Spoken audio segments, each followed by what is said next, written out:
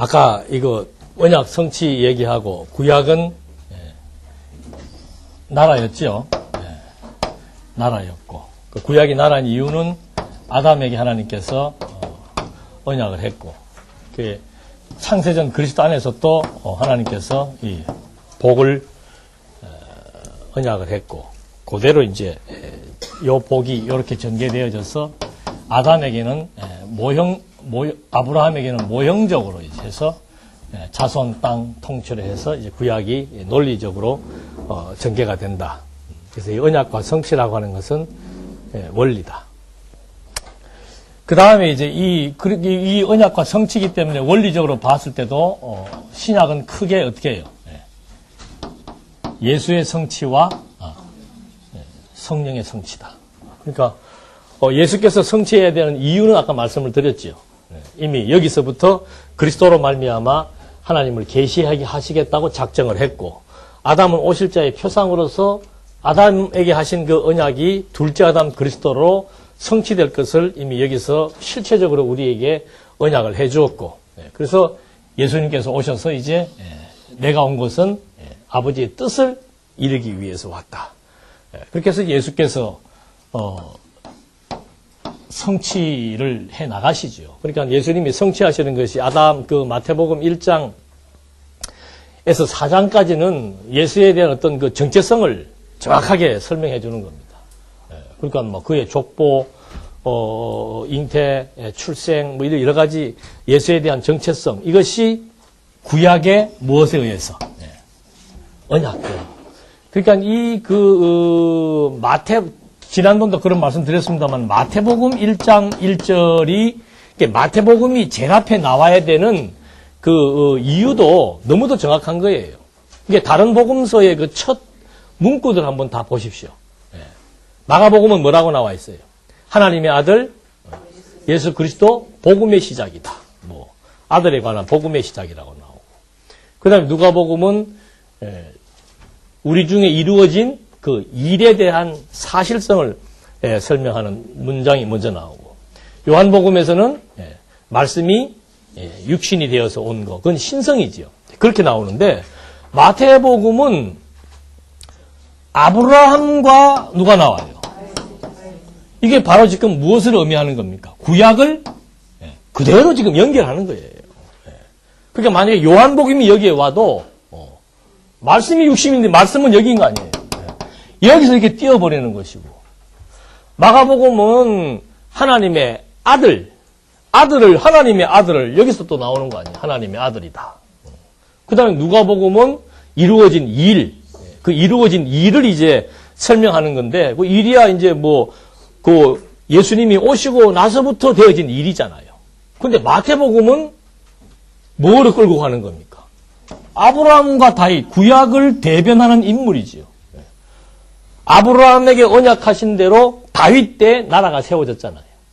그러니까 이 구약의 역사를 그대로 지금 연결시키는 연결고리 역할을 마태복음 1장 1절이 한다라고 하는 거. 그래서 이 마태, 마가, 누가, 요한이라고 하는 이 배열도 정말 하나님의 계시임이 너무도 분명한 거죠. 그렇게 해서 일단 마태복음에서 정체성을 1장에서 4장까지 다 지금 예수가 이 정체성의 핵심 전개 방법은 뭐예요? 전부 구약의 언약과 예언대로 이루어졌다. 그게 다예요.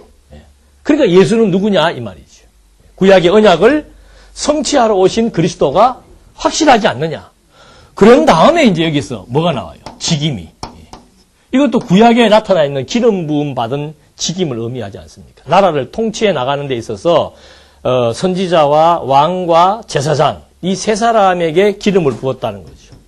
그러니까 기름 부음이라고 하는 것이 바로 그리스도라는 뜻이죠. 그러니까 이 직임을 통해서 내가 구약의 직임을 그대로 성취한 그리스도다. 그거 그대로 보여주는 것이고. 그 다음에 마가복음에서는 하나님 아들의 뭐예요? 신분이 변화가 되는 겁니다. 아들이 지금 갑자기 뭐가 되는 거예요? 임금이 거지 되는 것처럼 하나님의 아들이 완전히 자기 동네에서 핍박받고 결국은 저주받고 십자가에서 죽었다가 다시 부활한다. 그게 이제 신분의 변화지요. 그게 어디에 있는가? 크게는 선지서에서 그거 다 예언한 거예요. 이스라엘 백성들 바벨론의 포로에 집어넣었다가 어떻게 해요? 해방시키잖아요. 선지서의 내용은 사역이죠, 사역. 전부 막 죽음과 부활과 관련된 모형적인 계시 사역이죠. 그리고 하나님의 아들이 구약의 언약대로 왜 하나님의 아들이 동네에서 배척을 받고 왜 하나님의 아들이 저주를 받고 하나님의 아들이면 하나님이 그 아들을 가만 놔두겠어요? 그렇게 받도록 안 하잖아요. 근데 왜 그런 일이 발생되는가? 그것이 전부 구약의 언약을 성취하기 위한 것이다. 그분의 사역도 맞아. 그분의 사역이 뭡니까? 하나님의 나라를 당신의 죽으시고 부활하시는 구속 사역을 통해서 나라를 완성해 나가는 거죠. 그 나라에 대한 사역이 지금 여기 지금 다 전개되고 있고 그 나라를 세워나가시는 방법도 지금 다 구약에서 언약이 돼 있고 그 다음에 여기 나와 있는 요한복음은 뭡니까? 예수님의 그가 왜 말씀이 육신이 되어서 와야 됐는지 그가 왜 하나님인지 그의 속성이 도대체 뭔지 그걸 지금 뭐 특별히 시가서 전체가 지금 그리스도의 속성을 지금 다 말해주고 있잖아요. 그러니까 이렇게 지금 사복음서라고 하는 것은 예수께서 성취하시는 내용이에요. 무엇을 근거로 해서? 구약의 언약을 근거로 해서 성취하시는 거죠. 그렇게 해서 사복음서가 끝이 나는데 문제는 이것이 왜 교회의 기초가 되느냐지요. 아까 그 얘기하다 말했죠. 이것이 왜 교회의 기초가 되는 겁니까?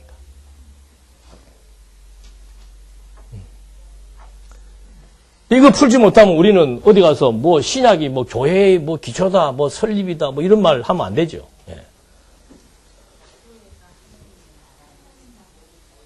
그러니까 이것이 여기 지금 뭐예요? 이 나라 아니에요, 나라. 아브라함 때는 모형적인 나라고. 신약에서는 실체적인 나라죠. 실체적인 나라가 뭐예요? 영원한 하나님 나라인 교회를 지금 그대로 실체적으로 증거해 주는 거죠. 그러니까 아담에게 약속한 것도 나라잖아요. 근데 아담이 타락으로 말미암아 그 나라를 지금 이제 완성을 못 하니까 둘째 아담 그리스도로 세울 때까지 모형적인 증거로서 이스라엘 나라를 세워주겠다는 거죠. 그러니까 예수님이 직접 얘기하는 겁니다. 이 나라를 누가 세우는 거예요? 그리스도가 세우잖아요. 그러니까 마태복음 16장에서 너희들 나 누구라 그러냐 그래요. 주는 누구예요? 그리스도시요. 주는 그리스도시요. 그리스도 성취잖아요. 하나님의 아들입니다. 그때 예수님이 베드로에게 뭐라고 얘기합니까? 뭐 세우겠다? 교회 세우겠다. 그러니까 교회의 기초는 누구예요? 그리스도가 교회의 기초지요. 그러니까 예수께서 그리스도이심을 지금 다 증거하기 위해서 전부 성취했잖아요. 그러니까 그 핵심적인 내용이 뭔가? 너 나를 도대체 뭐로 보느냐? 엘리야냐? 아닙니다. 당신은 그리스도이십니다. 그 그리스도라는 말의 뜻에는 구약의 언약을 성취하신 분입니다. 당신은 그래서 하나님의 아들이십니다. 맞다. 이제 네가 말한 그 신앙 고백, 그 복음 진리 위에다가 뭘 세우겠다? 교회를 세우겠다. 그러니까 교회의 기초는 뭡니까? 교회의 터는 뭐예요? 바로 그리스도 진리를 의미하는 거죠. 진리의 터, 교회는 진리의 기둥과 터니라 라고 했을 때 그 진리가 바로 누구예요? 그리스도. 내가 곧 누구예요? 길이요 진리요 생명이다. 여기 교회가 세워지는 거죠. 기초가. 자, 근데 예수님이 이제 가시면서 무슨 약속을 한 거예요?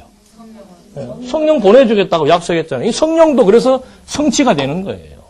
성령의 오심이 또 여기에서 세 분이 앉아갖고 논의하고 이번에 네가 가라 이게 아니고 이미 요엘서에서도 성령 보내겠다고 어떻게 했어요? 또 하나님이 창조하실 때 이미 무슨 역사가 일어납니까? 창조 때 성령의 역사가 어떻게 일어나요? 불로 합니까? 물로 합니까? 하나님의 신이 어디를 운행해요? 그 성령의 역사. 창조 때 이미 성령은 창조의 역사에 함께 동참하시는 거예요. 성령의 사역은 창조 때부터란 말입니다. 구체적으로 요엘서에서 이제 신약 때 그리스도가 가시고 나면은 와서 이런 일을 할 것이다. 예수님도 내가 가면 나는 이제 간다. 그 다음부터의 이 교회는 누가 이제 담당을 할 것인가? 그리스도의 영인 성령이 오셔서 이제 교회를 세워나가신다. 그러니까 그대로 성령이 와가지고 어떻게 일한다 그랬습니까? 성령이 와서 복음을 너희에게 성령이 임하면은 너희가 뭘 받고 권능 받아서 뭐 하는 거예요? 땅끝까지 다니면서 주는 그리스도시요 살아계신 하나님의 아들임을 증거하는 복음 진리를 선포하고 전파하고 가르치는 그것이 이제 그것에 의해서 교회가 어떻게 되는 거예요? 세워지는 거죠. 이거 뭐 일일이 다 하려면 이것만 해야 돼요. 전부 이거 다 여러분 이제 강론집 보십시오. 강론집 신약 강론집의 어떤 단원이 바뀔 때 앞부분 보면은 다 뭐가 나와 있어요? 예? 일찍이? 예, 일찍이 뒤에 뭐예요? 그래 내용. 일찍이도 맞죠. 근데 뒤에 내용을 얘기해야 100점이 되지. 그렇죠. 그게 여러분 그 신약 강론집의 포인트입니다. 예. 신약이 왜 성취인가? 물론 굵직굵직한 원리적인 성취를 우리는 다 공부했지요. 이제는 자세하게 들어가서 예수가 그리스도라고 하는 사실에 대한 구약의 언약, 성령이 오실 것에 대한 구약의 언약, 교회가 무슨 복음이에요? 아유, 칭의의 복음이죠? 로마서. 예. 칭의의 복음으로 양육되고 건덕의 복음으로 양육되고 은혜의 복음으로 양육될 것이 어디에 다 언약되어 있습니까? 구약에. 신약에 있는 것이니까 구약에 다 언약. 그건 여러분들 앞으로 그거 좀 이제 가셔서 이번 방학 기간에는 그거 좀 정리 좀 해놓으세요. 예? 신약 성경 강론집 딱 보시면서 칭의의 복음이다. 그럼 그 칭의의 복음이 구약에 어디에 언약되어 있다. 그 다음에 무슨 복음이다? 어디? 그렇게 한번 도표를 한번 이렇게 만들어가지고, 이렇게 다 설명해 드릴게. 뭐, 크게는 칭의의 복음이라고 하면 되고, 또 세부적으로 들어가서 또 나와 있는 건 또 해도 돼요. 칭의의 복음에 대한 구약적 근거. 몇 장, 몇 절, 딱 정리해 놓고. 그 다음에 요거 신약 전체 다. 이제 몇 개 안 남았어요. 이번에 에베소서 빌립보 중간까지 나온다 그러니까 그 정도까지만 해도 한번 다 정리를 해 놓으시란 말입니다. 요거 해 놓고 시간 남으면 또 구약으로 넘어가서 구약이 신약에서 어떻게 성취되는지. 그래 여러분들에게 이제 막 누가 무슨 말을 해도 정확하게 근거를 댈 수가 있는 거죠. 아니, 성취니까 계속 성취돼야 될 거 아니에요. 성취니까. 근데 조금 헷갈리는 게 뭔가 하면 여기는 성취라고 얘기해놓고 내용은 지금 이제 무슨 얘기만 얘기하는 거예요. 뭐 교회가 이렇게 됐다만 쭉 공부를 해오니까 성취인데 이거 도대체 이거 무슨 성취인가? 근거가 도대체 뭔가? 이게 불분명해지니까 근거가 없는 말은 힘이 없는 거죠.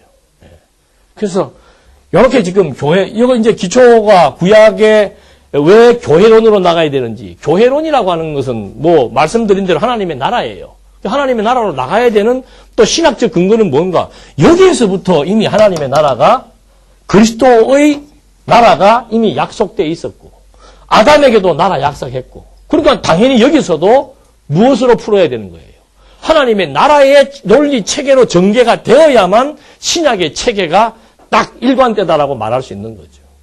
근데 진짜로 여기에서 보니까 교회의 기초가 나오고 닦았으니까 세워지니까 그 다음에는 키워나가서 무장시키고 그게 일부러 말을 만든 게 아니고 전부 다 구약적 근거가 있고 실제 그 신약의 내용들이 그렇게 지금 구성되어 있다 이거지. 그래서 구성된 내용 파악을 하고 구약에서 그 구성된 내용에 대한 근거를 확보하게 되면은 성경은 뭐다? 그래서 나오는 거예요. 성경은 진리다. 여러분 한번 상상을 해보십시오. 이 책 한 권에 쓰여진 기간이 몇 년이에요? 현대 건축물 100년 동안 짓는 건물이 스페인인가 어디 있지요? 건물 하나 짓는데 100년 걸려도 우리가 어떻게 돼요? 다. 와. 관광객들 계속 가잖아요. 근데 이 책은 몇 년 걸렸어요?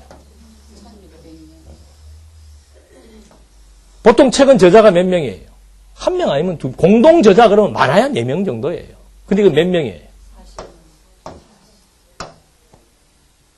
근데 여기에 일관된 논리가 있다? 참 이거 상상이 안 가는 얘기죠. 그리고 보세요. 창세기부터 계시록까지의 주제가 같아야 틀려요. 각 권의 주제가 다 다릅니다. 66권의 주제가 다 달라요. 창세기는 뭐예요? 뭐 우리 거로 말고, 뭐 우리 거로도 상관은 없어. 아니 칭의의 복음하고 언약을 세우시는 거하고 같아야 틀려요. 다르잖아요. 나라를 분열시키는 내용하고 교회가 비진리와 싸우는 거하고 같아야 틀려요. 다르잖아요. 더군다나 그 역사적으로 보게 되면 이건 내용 자체가 완전히 창조는 창조의 내용이고 막 고대 근동의 뭐 아브라함 막 옛날 구석기 시대의 사람들 얘기고 여기는 예수님 당시에 또 얘기들이고 그 이후에 또 로마 시대의 정치적 배경과 사회적 배경 속에서 발생됐던 얘기들인데 저자가 저자가 같아도 이게 논리가 없을 수가 많잖아요. 예? 제가 글을 인간이 자기 혼자 글을 써도 이게 앞뒤가 안 맞는 경우가 많은데 어떻게 40명이 이게 지금 뭐 그리고 요 사람한테 내 죽으니까 그 다음에 너 글 쓸 때 요거 요렇게 쓰라고 얘기해요 안 해요? 그냥 죽어버려요. 예. 그런데 어떻게 이게 이때 태어난 마지막에 태어난 요한하고 이때 3,500년 아니다 1,600년 전에 태어났던 모세하고 만난 적이 있어요 없어요? 만나긴 한번 만났어. 어디에서? 변화산에서. 그때 뭐 성경 얘기 안 하더만. 근데 이게 창세기부터 계시록까지 하나의 주제. 계시록까지 이거 맥이죠. 관통된 하나의 논리, 체계. 그리고 하나의 목적. 이건 있을 수가 없는 얘기예요. 이거를 찾지 못하면은 하나님을 제대로 믿을 수가 없어요. 성경이 누구에 대한 소개니까? 하나님에 대한 소개. 뭐 성경 예수님도 이건 다 진리라고 그러잖아요. 진리라면은 앞과 뒤가 어떻게 돼야 돼요? 연결이 돼야 되고 논리가 맞아야 되고 논리 체계가 있어야 되고 하나의 주제가 있어야 되고 목적이 같아야 된다. 근데 뭐 이거 어떻게 이거 하나에 마태복음 주제 하나 잡는 것도 온갖 학자들이 다 달라요. 그러니까 이게 지금 우리 뭐 언약 성취 얘기하는 그게 보통 얘기가 아니라니까요. 그래서 저도 지금 인도에 가면은 뭐 교회가 문제가 아니고, 아이고 교회는 30분만 하라고 신신당부를 하더라고요. 하기 싫어요. 30분 동안 무슨 얘기를 하겠어요? 처음 보는 사람들 얼마나 할 말이 많겠습니까? 날 고문하는 거지. 30분만 하라는 거. 그래도 최소한 한 8시간씩은 해야지. 중국 가서 8시간씩 했잖아요. 그래서 지금 인도 목사님들을 지금 하기로 했는데, 제가 지금 그쪽에다 전화를 걸어가지고, 모르겠어요. 어떻게 될지는 모르겠어요. 나는 6일 내내 해줄 수 있으니까, 하여튼 좀 할 수만 있으면 시간을 좀 많이 해보자는 얘기를 하고, 막 교재도 미리 다, 우리 지금 성경개론 번역된 게 있어서 다 나눠주고 했는데, 가서 이제 신약할 거거든요. 지난번에 가서 구약을 하셨으니까. 그 사람들에게 던지는 화두도 딴 거 없습니다. 여러분 성경이 하나님의 말씀이라고 믿어집니까?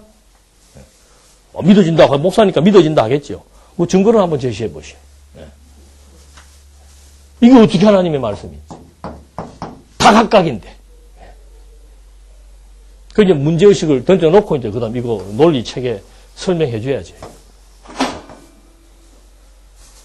그러니까 성경의 신빙성 확보 안 되면 하나님의 존재 확증 안 되고 하나님의 존재 확증 안 되면은 믿으나 자기가 만든 신이. 그러니까 바울이 자꾸 사람들은 신을 사람이 만드는 거예요. 사람이 만들어. 신을 사람이 만든다니까. 하나님은 이럴 것이다. 저럴 것이다.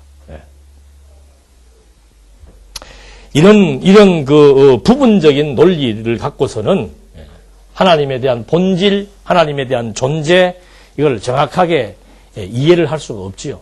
물론 부분적으로 맞는 부분도 있고 틀린 부분도 있습니다만은 이 처음부터 끝까지 맞으려면 어떻게 돼야 된다 그래요? 다 맞아야 되는 거예요. 다 맞아야. 여러분 수학 문제 풀면서 이까지는 맞는데 뒤에가 틀리면 어떻게 돼요? 틀리는 거죠. 지금 뭐 이렇게 좀 강의하면서 유연성을 갖기 위해서 뭐 이 부분은 맞지만 하고 얘기를 하는 거지 엄밀히 따지고 보면 틀린 얘기예요. 틀린 얘기.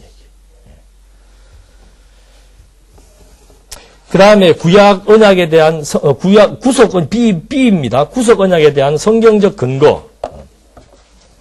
뭐 이 사람들의 성경적 근거는 다른 것도 없어요. 아담 타락을 기점으로 해서 3장 15절을 기점, 아까 처음에 말씀드린 대로 3장 15절을 기점으로 해서 하나님께서 타락을 했고 성부와 성자가 논의를 하고 그 다음에 그 논의의 결정에 따라서 그리스도가 오셔서 우리를 구원한 것, 그것이 하나님의 은혜이다. 그러니까 우리는 그 은혜에 보답하는 성도의 생활은 여기서부터 이제까지는 뭐가 강조? 예수님이 다시 오실 때까지의 포인트는 뭐예요? 은혜에 보답하는 성도의 생활이 되는 거죠. 그럼 우리는 어떻게 설명을 했으면 좋겠습니까? 자, 출발은 우리 여기가 아니고 어디라고 그랬어요? 영혼 안에서부터 시작을 했어. 아담의 1장 28절. 바로 아담 만드시자마자 바로 주셔버리잖아. 요것을 깨닫게 하기 위한 수단이라는 거죠. 이것과 상관없이 이 언약은 반드시 둘째 아담 그리스도로 성취된다. 자, 성취되고 난 이유는 그럼 어떻게 되는 거예요? 성취되고 난 이유는 그게 아까 지금 여기서 미리 말씀드렸잖아요. 저것 때문에 제가 이것 때문에 설명을 드리는 거예요. 여기 지금 성취가 되었잖아요. 그리스도로 말미암아. 자, 예수님은 가셨고 뭐가 왔어요? 성령이 왔잖아요. 성령이 지금도 예수님이 가시면서 세상 끝날까지 어떻게 할 것이다? 너희와 함께 할 것이고 나는 너희들이 본대로 반드시 다시 올 것이다. 그럼 요 기간 동안은 어떤 일이 발생돼야 되는 거예요? 계속해서 그리스도의 언약과 구약의 언약이 또 어떻게 돼야 돼요? 성취되어가는 과정에 있는 거죠. 그러니까 지금도 마지막 그 약속, 뭐 여기 계시록에 관련된 물론 예언들도 많이 있지만 지금 현재 우리가 크게 교회론을 중심으로 확인할 수 있는 건 뭐예요? 지금도 계속해서 복음이 어떻게 되고 있어요? 주는 그리스도시요 살아계신 하나님의 아들에 대한 언약과 성취사적 맥락에 의해서 확정된 그리스도에 대해서 계속해서 지금 이 말씀이 어떻게 해요? 전파되고 있잖아요. 요거를 통해서 확인할 수 있고 확인할 수 있고 확인할 수 있고 확인할 수 있는 거죠. 그러니까 성경 가지고 이미 이제 딱 지나간 과거 역사 다 확정하고 지금 현재의 그리고 미래에도 다 어떻게 되는 거예요? 계속 지금 진행 중이잖아요. 계속 진행 중. 그 지금 우리는 여기 지금 서서 살고 있다는 것은 이건 완전히 전율이에요. 전율. 와, 하나님이 지금도 어떻게 한다. 나를 창세 전부터 나를 선택하시고 나를 있게 하시더니 지금 이 시대에 나를 부르셔서 또 어떤 의미에는 부르셨다고도 할 수 있고 어떤 의미에서는 나를 어떻게 해요? 보내셔서 나로 하여금 이 복음의 현장 속에 지금 살아서 역동적인 삶을 살도록 하나님이 섭리해 나가신다. 그 너무도 확실하게 분명해지면 그 다음에 삶의 목표는 뭐 말할 것도 없죠. 여러분 이렇게 살아야 됩니다. 이렇게 삽시다 필요 없어요. 깨닫는 만큼 하나님의 지혜가 주어져서 깨닫게 되면은 자연스럽게 하나님이 나를 여기에 보내신 이유와 목적이 무엇인지는 답이 나오잖아요. 이유는 뭐예요? 알게 하기 위한 것이고 목적은 뭐예요? 알면은 경외하게 하는 것이고 알고 경외하기 위해서 필요한 것이 뭐예요? 이 사명 아니에요. 땅끝까지 복음을 전파하기 위한 진리, 보전, 뭐 사수, 전파, 개성 그거 아니에요. 이게 도구니까. 그래서 우리는 진리와 함께 또는 진리를 위하여 그런 말이 그래서 나오는 거죠. 이것이 생명이니까. 진리가 생명이니까. 그래서 이것을 위해서 우리 각자에게 주어진 뭐가 있다고 그랬어요. 그게 영적 예배 아니에요. 진리를 통해서 뭐가 하나님의 선한 뜻이고 뭐가 아름다운 것이고 뭐가 기뻐하시는 것인지 판단하고 분별되면은 아 나는 정말 소원이 일잖아요. 지금 성령이 역사하지 않는 분이 있습니까? 없습니까? 없어요. 다 소원이 일어나는 거예요. 신앙이 어리면 어린 대로 장성하면 장성한 대로 소원이 일어나는 거죠. 너무 어려버리면 그 신앙의 성령의 그 아름다운 선한 소원보다는 뭐가 더 커버려요. 이 소원이 커버리니까 이제 하다가 맨날 뭐 하는 거예요. 하다가 또 꺾이고 하다가 꺾이고 이런 분들은 문 열고 나가면서 잊어버리시는 분들이에요. 공부하실 때는 열정이 오르다가 어떻게 해요? 나가면서 식어버리고 뭐가 크니까? 이것이 크니까. 그래서 이거 뭐 쉬워요. 분별해서. 그 은사는 뭔가? 내가 하고 싶은 게 은사예요. 내가 하고 싶은 일이. 뭐 누구한테 물어볼 것도 없고 간섭할 것도 없고 하자고 할 것도 없고 내가 하고 싶은 일이 있단 말입니다. 근데 그것만 하면 재밌어요. 그러니까 일반적인 은사도 있죠. 사회생활을 할 때 나는 막 컴퓨터만 만지면 밤에 잠이 안 오고 재밌다. 그 사람은 그 컴퓨터 만지면서 먹고 살면 되는 거예요. 근데 컴퓨터 만지면 재밌는 사람을 갖다가 뭐 다른 일을 맡겨버리면은 고통스러운. 그게 직장생활을 못 하는 거예요. 직장생활도 돈 벌기 위해서 하는 것이 아니고 자기의 은사를 발휘하기 위해서 해야 그 사람이 즐겁게 직장생활을 하는 건데 우리는 반대잖아요. 은사가 먼저가 아니고 돈이 먼저가 되어버리는 거죠. 은사라고 하는 것은 은사가 먼저라는 말은 뭔가? 하나님을 인정한다는 거예요. 하나님을 인정한다는 거. 하나님이 인정되고 깨달아지면은 내 은사 무엇인지 발견되고 내가 즐겁게 재밌게 할 수 있는 일이 뭔가? 교회에서는 또 교회라고 하는 이 특수단체 안에서의 또 해야 될 일들이 있잖아요. 그 일 중에서 내가 하고 싶은 일이 있는 거예요. 절대 같이 하자고 하면 그건 공산당이에요.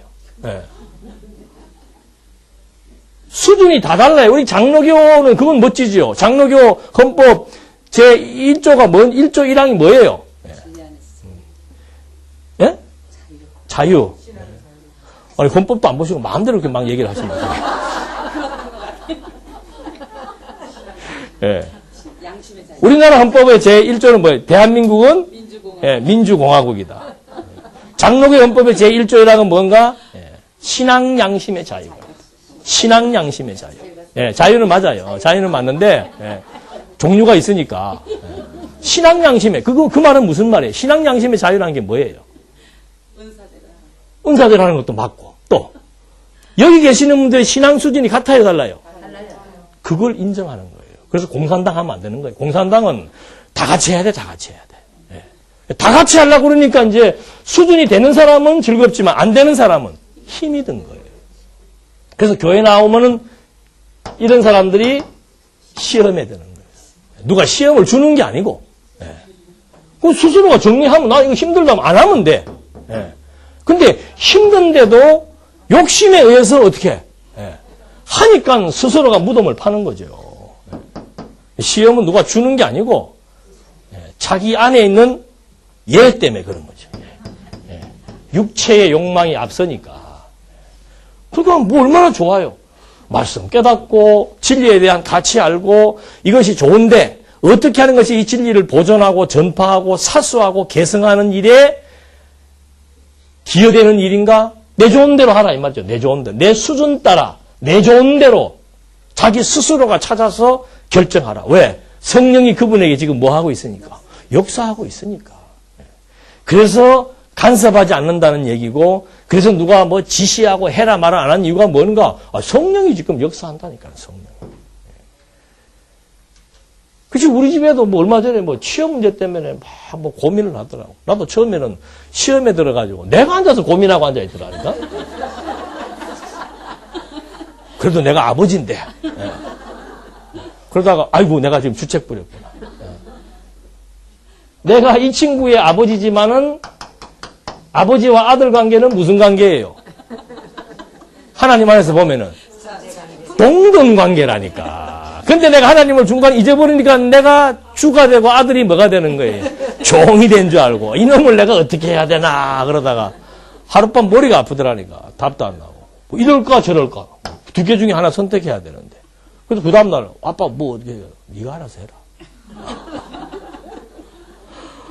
그리고 힘을 준 거죠. 하나님이 반드시 너에게 마음 이것을 해야 되겠다는 마음을 주실 거다. 설령 그 마음이 없어서 이것을 선택하게 되었더라도 이거 하나님이 해나가시는 거다. 네 마음을 움직여서도 하지만 네 마음이 없어도 환경 따라가서 또 하다 보면은 지나가서 보면은 이게 진짜 하나님이 어떻게 했다. 나를 인도했다. 그거 알게 될 거다. 그러니까 네 편한 대로 해라. 네가 막 뭐 그렇잖아요. 막 어디가 돈을 많이 주는가 계산해서 할 수도 있고, 예. 어디가 일이 편한가 계산해서 할 수도 있고, 예.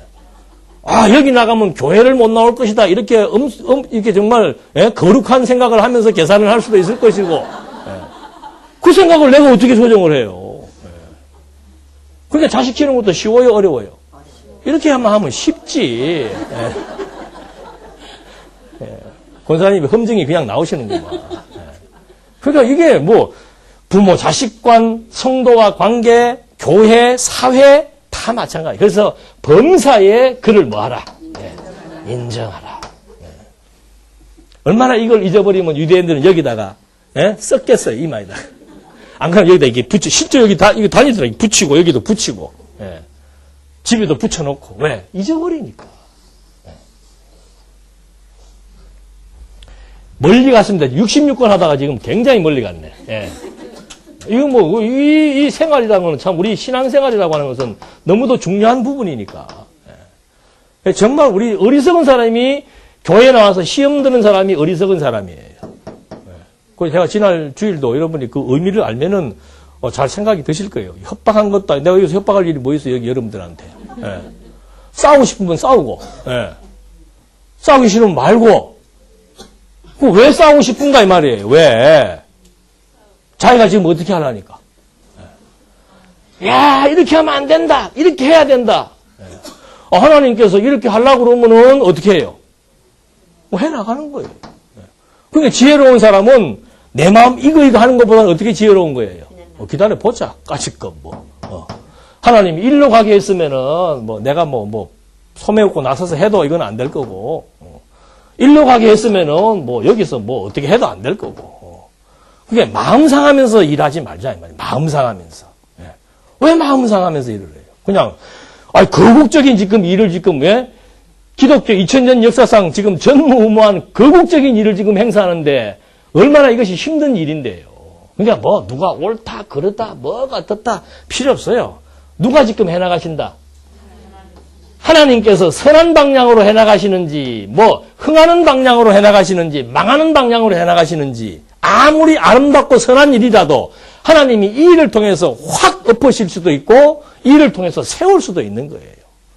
반대하는 자를 통해서 교회를 세우기도 하고, 찬성하는 자를 통해서 교회를 또 허물기도 해요. 이게 우리는 이거 몰라요. 그러니까 그냥 원리에 입각해서 내 신앙 수준 따라서 자기의 신앙 수준 따라서 뭐만 잃지 말자. 예. 지킬 만한 것보다 예. 성경을 너무 안 보신다. 지킬 만한 것보다 내 마음을 마음의 평안 잃어가면서까지 할 일이 뭐 있어요 여기서. 여기서 무슨 이권이 있는 것, 이권 같으면 또 모르지. 이권도 없잖아요. 예. 그러니까 그냥 원리적으로 이해가 안 되면은 원리적으로 이해 안 되는 부분에 대해서 서로들 논의하고 점잖게 예. 논의하고 이거 무슨 교회가 무슨 주식회사도 아니고 와가지고 막 예? 따지고 따지는 게 잘난 게 아니에요. 이 풍토가 조금 거시기 해. 예. 죄짓게 하면서 왜 즐겁게 하지? 죄짓게 하면서 왜 인상 쓰면서 해요? 예. 그 얼마나 아름다운 일을 지금 해나가는데. 누가 좀 실수했으면은, 그러냐고, 돈이 모자라면 그 사람이 메꾸면 될 거고. 예. 그럼 다 아름답게 처리하면 되죠. 회의라고 하는 것이 예배 아니에요, 예배. 예. 왜 예배 보면서 인상 쓰고 싸우고 그래요? 예. 편안하게. 예. 그럴 바에 나올 필요 없죠. 예. 집에 세상 사는 것도 힘들고 피곤한데, 교회까지 나와서, 예? 더 힘들고 피곤하면, 어떡하겠다는 거예요. 정 힘드신 분들은 좀 쉬었다가, 정리 다 되고 나면은, 예. 그때 나오셔도 되지. 안 그래요? 예.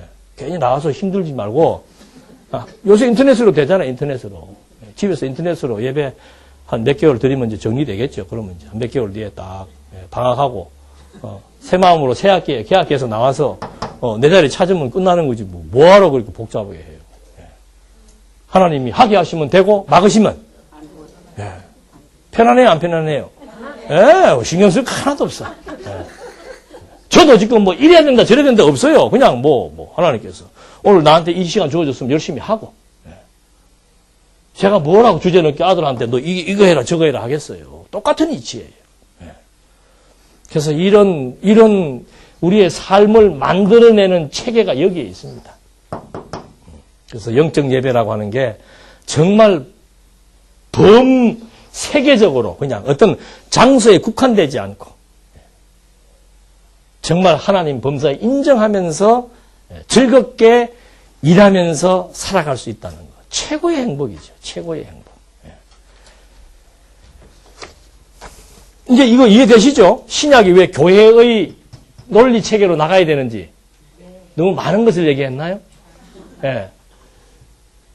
요건 이제 여러분들 꼭 가서 강론집 확인하십시오. 그럼 다 나와요.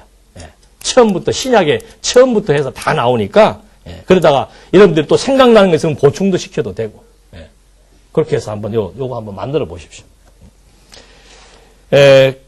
그 다음에 이제 다시 단편적으로 말하면은 이 구속사에서 말하는 은혜 언약이라고 하는 것은 구속 사역 자체를 통해서 인간의 구원에 초점을 맞춘 것이고, 언약 성취사적 맥락에서 말하는 그 영원한 작정과 은혜 언약이라고 하는 것은 성취 사역을 통한 하나님에 대한 계시죠.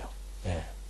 여기는 타락한 인간을 구원하기 위한 계시라면은 우리가 주장하고 있는 작정에 기초한 언약 성취 사역이라고 하는 것은 말 그대로 성취 사역을 통한 계시예요. 성취 사역을 통한 계시. 물론 그 성취 사역을 통한 계시 안에는 뭐도 포함되는 거예요? 인간의 구원도 당연히 포함되지요. 그러나 이것만이 목적으로 얘기한다면은 그건 잘못된 것이다. 아까 어느 집사님이 자꾸 나한테 질문하시는데 이것도 누가 하시는 일이에요? 그거 다 알아요? 몰라요? 다 알지. 다 하나님이 다 하시는 겁니다. 하나님이 해 나가시는데 이렇게도 하시고 저렇게도 하시고 무엇이 바른 것인 것을 확인시켜 주기 위해서 바르지 않은 것을 뭐 하는 거예요? 우리는 상대적인 존재입니다. 하나님은 절대자이기 때문에 빛과 어둠이 뭡니까? 똑같아요. 빛과 어둠이 똑같아요. 하나님한테는. 근데 우리는 빛은 밝고 어둠은 어두운 거예요. 그러니까 이 피조세계의 섭리라고 하는 것은 전부 상대적 관계를 통해서 하나를 지금 확인시켜 주는 거죠. 그러니까 전도서 내용도 뭡니까? 헛된 것을 통해서 뭐예요? 참된 거. 지금 이 신학 이론도 마찬가지예요. 구속사 이론이 왜 잘못되었는지를 통해서 뭐예요? 지금 대비해 나가는 거 아니에요, 지금. 여러분들은 이 공부가 끝나면 끝날수록 일반 교회 신학 공부를 하면 할수록 자꾸 어디가 더 강해지는 겁니까? 우리의 체계가.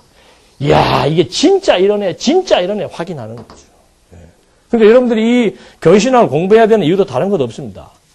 이걸 모르고 우리 신학만 알면은 이 우리 신학의 자리매김이 안 되는 거죠. 뭐 비교가 돼야 이것이 좋다 나쁘다가 판단이 되는데 비교가 안 되고 그냥 우리 것만 가지고 앉아 있으면은 이게 자리매김이 안 되는 거죠. 상대적인 것들을 통해 가지고 확실한 우월성을 우리가 확보해 나가는 작업. 이런 것들이 지금 현재 공부하는 과정들이니까 여러분들 뭐 공부하시면서 의문 사항들이 있으면 체크도 해놓고 또 집에 가서 이런 책 저런 책도 찾아보시고 그게 다 공부하는 과정입니다. 그 다음에 C에 넘어가면은 구속 언약에 있어서의 성자. 이런 제목 자체가 구속 언약에 있어서의 성자 A, B, C, D 이렇게 나오는데 그 C에 보면은 그렇게 있고 타이틀이 나와 있습니다. 그러니까 구속 사역에 있어서의 성자. 지금 뭐 계속 그런 설명을 드렸는데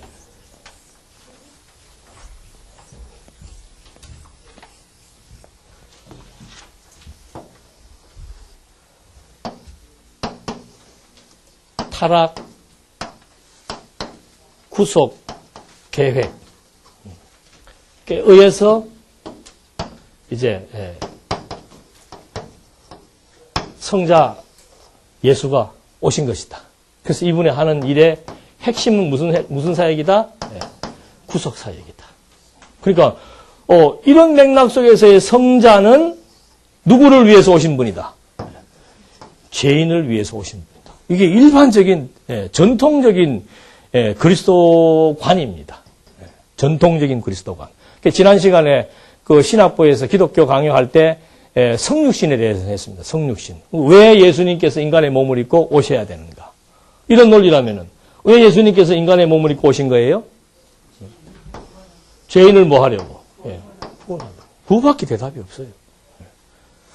그러나 성경신학에서는 뭡니까? 왜 예수님이 인간의 몸을 입고 오셔야 되는 거예요? 네. 영원한 작정. 그죠? 영원한 작정을 피조세계에 계시한 것이 뭐예요? 예, 언약이죠. 예. 언약을 뭐 하기 위해서? 성취하기 위해서 인간의 몸을 입고 그리스도가 오신 거예요. 왜? 그렇게 해서 에베소서 3장 1절로 11절까지의 말씀에 있는 대로 비밀을 뭐 하시려고? 예, 다 계시하시려고. 그래서 하나님에 대한 존재를 확증시키려고. 예. 차원이 다르잖아요. 그러니까 뭐 너무도 다른 차원이죠. 이걸 갖다 우리는 신중심이다 그 말이에요. 신중심이다. 여기는 인간을 위해서 시작됐으니까 인간 중심이고요. 이걸 인본주의라고 얘기하고 이걸 신본주의라고 얘기하는 거예요. 신본의에, 여기는 인간 본의에 엄연히 다른 거죠. 아, 타락한 인간 구원하는 거 맞습니까? 틀립니까? 맞지요? 근데 이거 여기에서 말할 때의 타락한 인간 구원이라는 말의 의미와 이런 구조 속에서 말할 때 타락한 인간 구원이라는 의미가 어떻게 다릅니까? 네. 이런 게 시험 문제죠. 이런 게 시험 문제죠. 다 지금 설명해 드린 데서 다 포함이 되어 있는 거예요. 똑같이 인간을 구원한다 하더라도 아까도 말씀드렸잖아요. 여기는 인간의 타락으로부터 출발했기 때문에 결국은 잊어버리지 마세요. 예. 주체가 누구이다. 예. 여기는 인간의 구원이 타락에 근거한 게 아니고 어디에 근거한 거예요? 하나님의 작정부터 지금 다 하게 되어 있는 거예요. 그러니까 하나님의 무엇이다? 계시다. 똑같은 구원을 얘기를 해도 구조와 맥락에 따라서는 관점이 다른 거죠. 그 다음에 D번에 오면은 구속 언약의 요구 사항들과 약속들. 구속 언약을 완수하기 위해서 필요한 요구 사항이 있습니다. 누가 요구했는지는 모르겠는데 요구 사항을 한번 보십시오. 거기 뭐라고들 나와 있는가. 그 요구 사항에 보니까는 뭐 첫째는 인성을 취할 것. 성육신이니까 인간의 몸을 입어야 되겠죠. 두 번째 율법 아래 처하실 것. 세 번째 구속을 실시하실 것. 그 다음에 부수적인 조건, 신체의 준비. 이런 말들이 좀 유치하지 않아요? 뭐 예수님이 막 신체를 준비해가지고 인간의 몸을 입고 하는데 뭐 준비할 게 뭐 있어요? 준비할 게. 신체를 준비하는데 뭘 준비하는가? 죄의 감염을 받지 않을 신체를 준비해야 된다. 그래서 예수님이 죄의 감염을 안 받으시려고 어떻게 잉태된 거예요?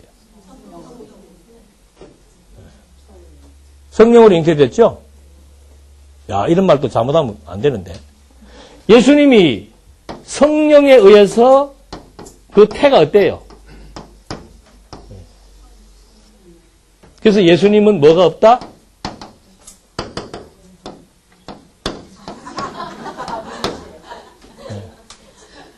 왜? 뭐 틀렸네? 네. 그러니까 여기 지금 죄의 감염을 안 받으려고 어떻게? 처녀의 몸에서 성령으로 잉태됐다.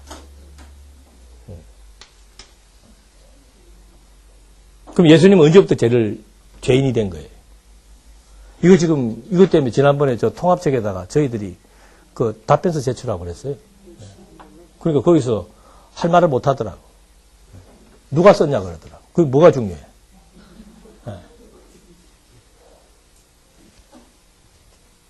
그러니까 로만 카톨릭에서는 누구도 죄가 없는 게 돼요.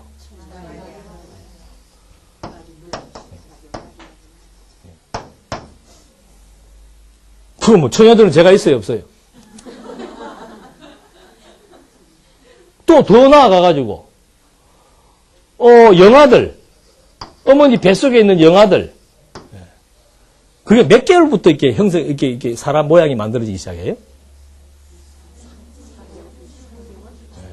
권사님은 이제 오래돼서 모르잖아요. 3개월. 그러면 2개월 만에 죽었다. 인간의 형질을 이렇게 갖추지도 않고 2개월 만에 죽었다. 죄가 있어요, 없어요? 잔인하시다. 그러니까 이게 얼마나 웃기는 얘기예요. 성령으로 처녀의 몸에서 잉태했기 때문에 죄가 없다. 그래서 로마 가톨릭에서는 마리아 무흠, 마리아는 흠이 없다 이 말이에요. 시태설. 처녀이기 때문에 흠 없는 태에서 그리스도를 잉태했기 때문에 마리아도 흠이 없다. 그래서 이 사람들이 마리아를 숭배하는 거예요. 저도 옛날에 그 명동성당에 가봤을 때 예수님은 막 그 십자가에 어떻게 해요? 이러고 있으니까 보면 막 좀 이렇게 어릴 때. 근데 마리아는 어때요? 애기 안고 있으니까 나도 그 고등학교 다닐 때 명동성당 가가지고 괜히 뭐 가톨릭 신자도 아니고 하면서도 괜히 그 앞에 가가지고 뭐 여자 어머니니까 어머니는 강한 거 아니에요. 아버지보다. 예수님은 막 이러고 있고 그러니까 별로 거기 가서는 그런 거 다 노리는 거예요 이게. 근데 이거는 뭐예요 이거는? 그리스도에 대한 뭐예요? 표적이죠 표적. 이미 이사야 7장 14절에 다 예언이 되어 있잖아요. 그럼 이런 식으로 논리 전개하니까 예수님은 성령으로 처녀의 몸에서 잉태했으니까 죄가 없다. 그러면은 언제 그러면 제가 죄인이 되었는가? 언제 죄인이 된 거예요? 애 낳고? 예. 그 예수님이 그러면 이래가 이제 응애하고 나와가지고 몇 살 때부터 죄인이 된 거예요. 그래서 이 사람들은 신학적으로 어디에서 죄인이 됐다? 십자가에서 죄인이 됐다. 맞아요, 틀려요? 그럼 어디가 어떻게 틀려요?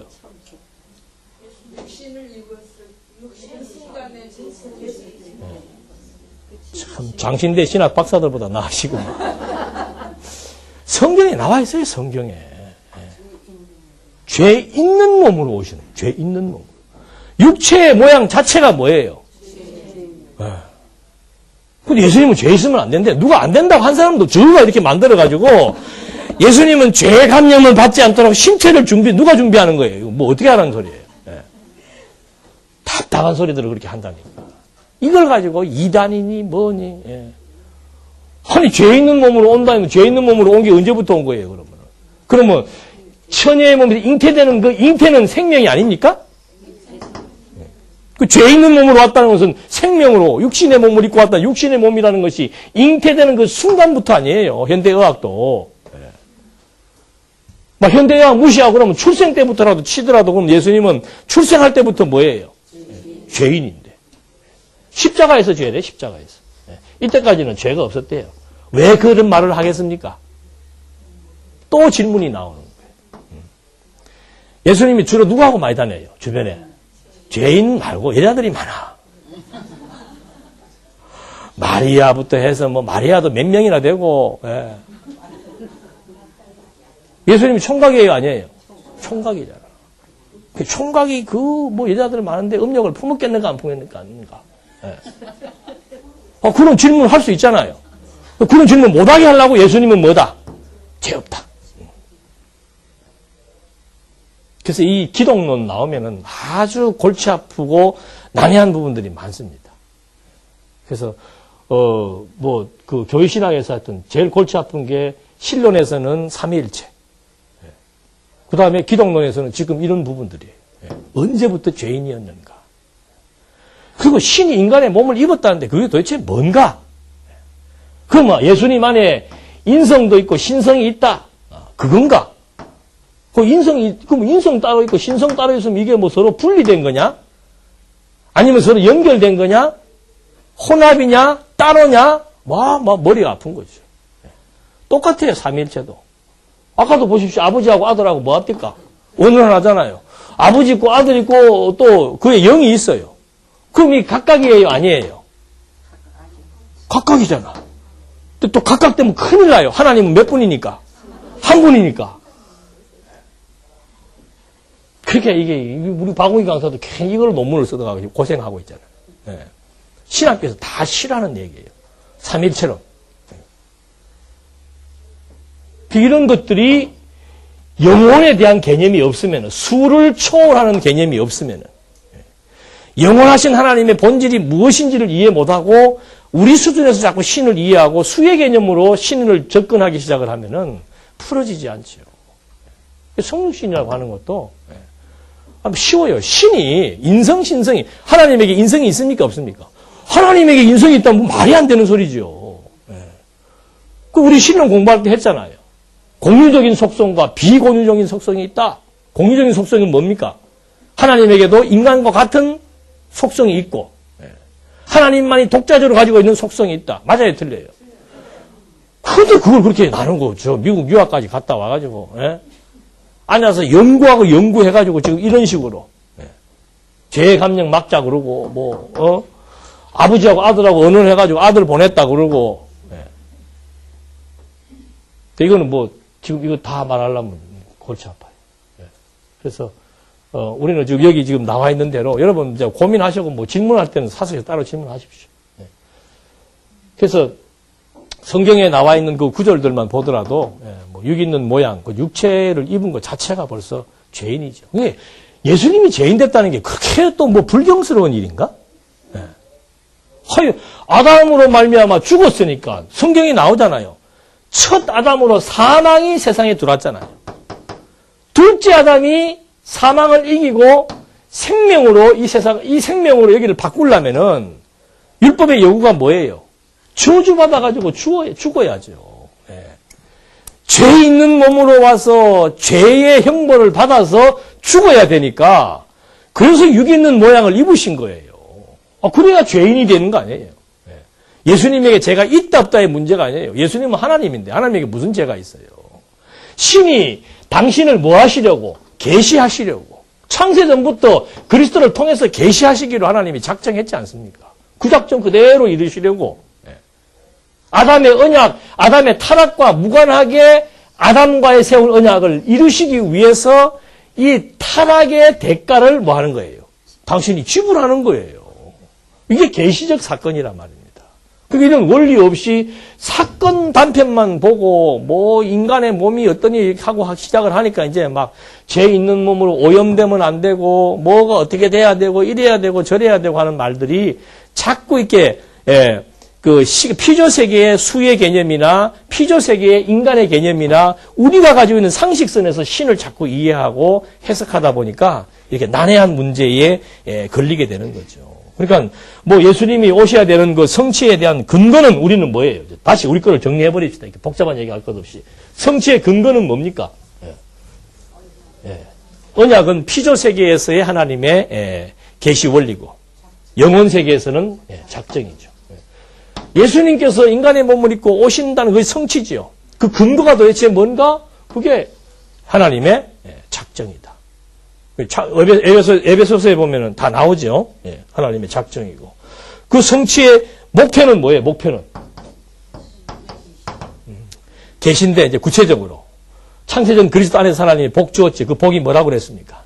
하나님의 나라라고 그랬잖아요. 그 하나님의 나라인 교회를 뭐 하시려고? 세우기 위해서.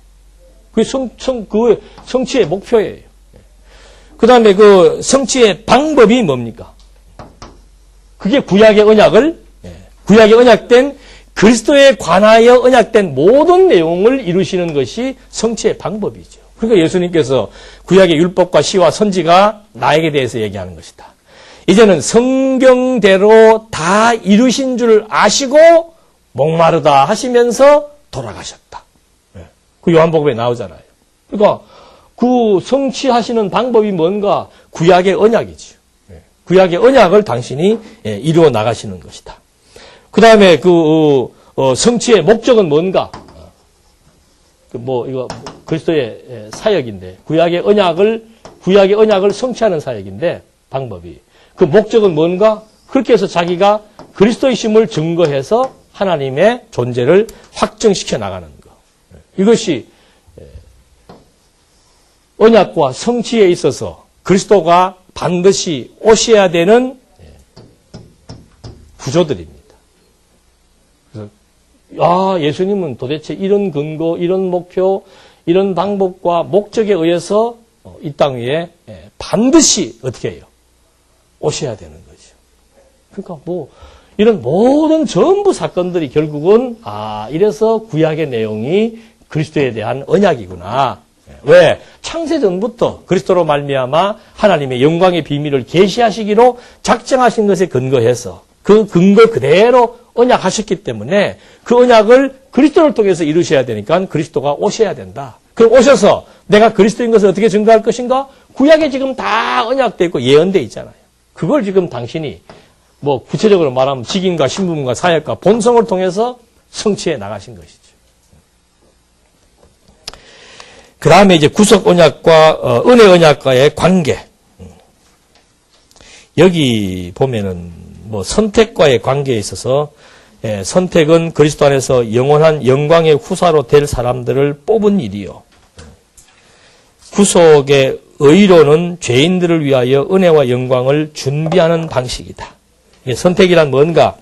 영원 세계에서 후사될 사람을 뽑았다. 어떤 가운데서 뽑은 거예요? 이 뽑았다는 말의 의미가 있습니다. 어떤 사람들을 가운데서 뽑은 겁니까?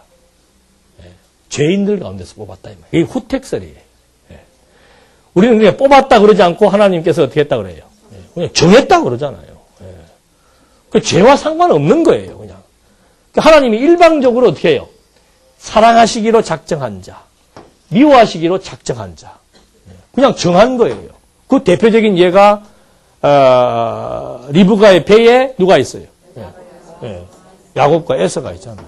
나기도 전부터 그냥 큰 놈이 작은 놈을 어떻게 섬기고 따라야 돼요. 그럼 결국 그대로 팥죽 한 그릇에 팔아버리고 명분을 팔아버리고 결국은 야곱이 그대로 복을 계승받게 되는 거. 그게 야곱이나 에서가 출생하기도 이전부터 하나님의 뭐예요? 작정이죠. 근데 뽑았다라고 할 것 같으면은 야곱과 에서가 뭘 어떻게 했는데 그 중에서 내가 이걸 뽑았다. 이런 의미에서의 뽑았다. 이거 실제로 이 사람들의 신학적인 논리 전개도 그렇게 해나가요. 그러니까 후택설이라는 것은 뭔가 하나님께서 인간이 뭐 할 것을 아시고 타락할 것을 아시고 그 다음에 여기서 뭐 하자. 뽑자 이 말이죠. 그 여기도 이게 또 뭐가 문제가 되겠습니까? 후택설의 문제는 또 뭐예요? 인간이 어떻게 하니까 그 다음에 하나님이 뭐 하는 거예요? 뒤치다거리 하는 거죠. 신은 어떤 신인가? 사고 치면은 어떻게? 뒤에 와서 또 앉아가 해결하고 이번에 네가 가라. 다음에 내가 갈게. 뭐 이런 식의 해결이나 해야 되고. 그러니까 기도할 때도 건방지게 어떻게 기도합니까? 하나님 날 좀 어떻게 해달라고요? 도와달라고 그러잖아요. 도와달라고. 하나님은 우리를 도움 주시는 정도의 도움이 아니죠. 당신 그냥 뜻대로 우리의 삶을 어떻게 해요? 인도한다 그러잖아요. 그래서 여호와는 권사님의 목자가 누구예요? 뭐 어려운 얘기 할 거 그냥 여호와 그러면 되지 뭐. 여호와는 우리의 목자예요. 당신 뜻대로 우리를 어떻게 해요? 인도해 나가시죠.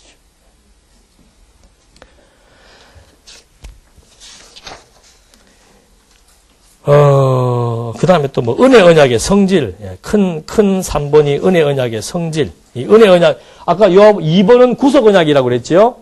구속 언약은 하나님의 계획이고, 은혜 언약은 뭔가 성자를 통해서 타락한 인간을 구원하기 위한 실제적인 사건입니다. 그래서 거기에는 반드시 타락한 인간의 구원 사건이 거기에 결부되게 돼 있죠. 그래서 은혜 언약과 행위 언약의 비교 이렇게 얘기해서 이제 또 얘기가 나오는데 여기서는 타락 뭐 잠깐만 설명을 좀 드리면 45분에 마치죠. 여기서 말하는 그 은혜 언약이라고 하는 것은 타락은 인간이 하고 구속은 누가 해요? 그리스도가 하고 이것이 이제 은혜 언약에 대한 논리고 성경신학은 뭐예요? 타락도 구속도 왜 근거가 언약이고 다르죠. 이게 이제 은혜 언약의 성질에서 하나님만이 세울 수 있는 그것이 언약이다. 뭐 이런저런 일반적인 얘기들 쭉 나오는데, 하여튼, 은혜 언약, 행위 언약, 여기에서 말하는 행위 언약은, 타락할 것을 알고 하는 언약을 행위 언약이라고 얘기하고, 우리가 가지고 있는 개념하고 다릅니다. 타락할 것을 알고 하는 언약이 행위 언약이고, 은혜 언약은 뭔가 타락한 사람들을 구속하는 것이 은혜 언약이다. 또 그렇게 얘기를 합니다. 여기는 행위 언약, 여기는 또 은혜 언약. 아까는 또 이걸 또 구속 언약이라고 얘기했다가, 행위 언약이라고 말하는 이유는 인간의 타락한 행위를 하고 난 이후로부터 세워지는 언약이기 때문에 행위 언약이라고 얘기하는 거죠. 근데 우리가 말하는, 성경에 말하는 행위 언약 개념은 뭡니까? 조건이죠. 복과 저주를 조건에 의해서 실행해 나가시는 것이 행위 언약이고, 은혜 언약은 뭔가? 복만 그냥 하나님께서 어떻게 해요? 절대적으로 이루어 주시는 것이 은혜 언약이다. 그러니까 복도 그리스도, 복과 저주도 그리스도. 그래서 결국은 이 둘 다가 그리스도에 대한 언약 그리고 계시사역이다. 언약을 이루기 위한 계시사역이다. 이렇게 정리하면 되겠습니다. 다음 시간에 나머지 부분들 하고 또 시간 되면 계속 그 다음에 기독론으로 또 넘어가도록 그렇게 하겠습니다. 저는 6월 달에는 제가 인도 가는 것 때문에 휴강을 좀 해야 되겠습니다. 이해를 하시고 7월 달에 만나도록 하겠습니다. 기도하시겠습니다.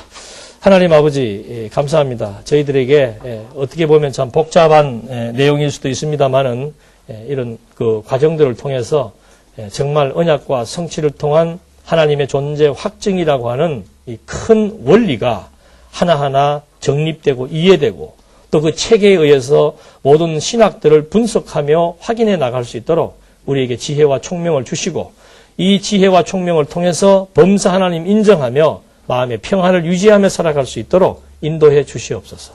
예수님의 이름으로 기도드립니다. 아멘.